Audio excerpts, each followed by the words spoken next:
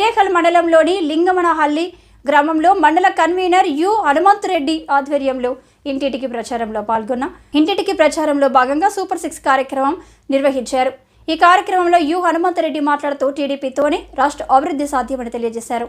మరియు ప్రతి గడప గడపకు వెళ్లి టీడీపీ ప్రకటించిన సూపర్ 6 మినీ మేనిఫెస్టో కరపత్రాలను ప్రజలకు పంపిణీ చేశారు. వచ్చే సార్వత్రిక ఎన్నికల్లో టీడీపీని గెలిపించాలని విజ్ఞప్తి చేశారు. ఈ కార్యక్రమంలో మండల కన్వీనర్ యు హనుమంతరెడ్డి, కేపీఎస్ సోమనగౌడ, మొండి మల్లికార్జున, కోటి బసవ, బించే బసప్ప, నాగలపురం మాజీ సర్పంచ్ మల్లికార్జున గౌడ, చర్లపల్లి మాజీ సర్పంచ్ మల్లికార్జున రెడ్డి, మడనహల్లి హనుమంతు, ఎంపీటీసీ శివలింగ, టి లక్ష్మణ గంగిరెడ్డి, హోసుగుడ్డ వన్నూరు స్వామి తదితరులు పాల్గొన్నారు.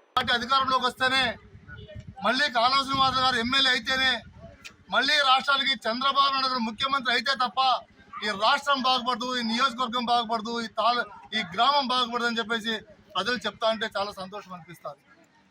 ఎందుకంటే గతంలో ఎప్పుడైనా ఈ ఊరికి మంచినీళ్ళు ఇచ్చామంటే తెలుగుదేశం వాళ్ళు ఇచ్చారు, రోడ్లు వేసారంటే తెలుగుదేశం వాళ్ళు వేశారు, ఇల్లు ఇచ్చారంటే కూడా తెలుగుదేశం వాళ్ళు ఇచ్చారు. వీళ్ళు ఏమి ఇచ్చారంటే నాసిక రకం లిక్కర్ ఇచ్చారు ప్రజలకి తప్ప ఈ ప్రజలకు ఏం చేసింది ఏం లేదు. కాబట్టి మోసపూరిత మాటలతో 5 ఏళ్ళు దొబ్బారు. మళ్ళీ ప్రజలు మోసపోవద్దని అని చెప్పేసి కూడా చెప్తున్నా.